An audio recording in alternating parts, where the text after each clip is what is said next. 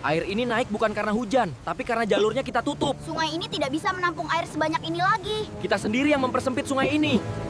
Dulu sungai ini jauh lebih lebar daripada sekarang. Bangunan rapat ini membuat aliran air tersedak. Sungai tidak salah, kita sendiri yang menyempitkannya. Sampah ini menutup jalur, air tidak bisa lewat sama sekali. Setiap penyumbatan seperti ini menambah tekanan air. Begitu tersumbat penuh, aliran berhenti total. Air yang terhalang akan mencari jalur lain.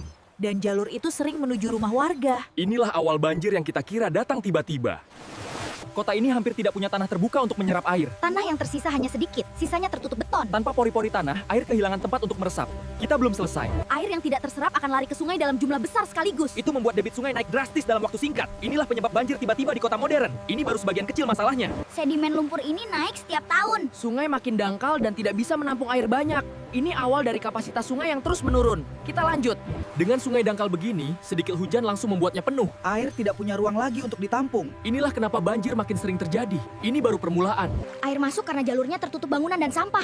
Air tidak salah. Ia hanya mencari tempat lebih rendah. Inilah akibat perubahan kecil yang kita abaikan. Kita benar-benar siap melihat akibatnya.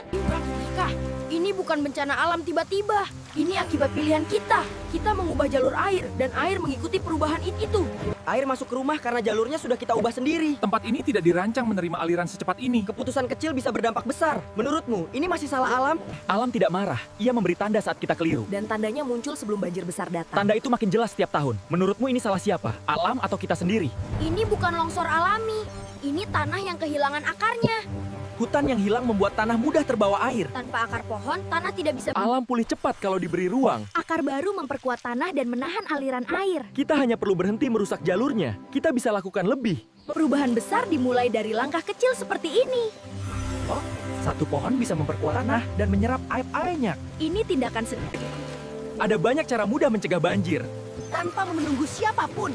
Bersihkan sungai, buat resapan, jika semua orang lakukan sedikit. Berita, alam tidak pernah marah.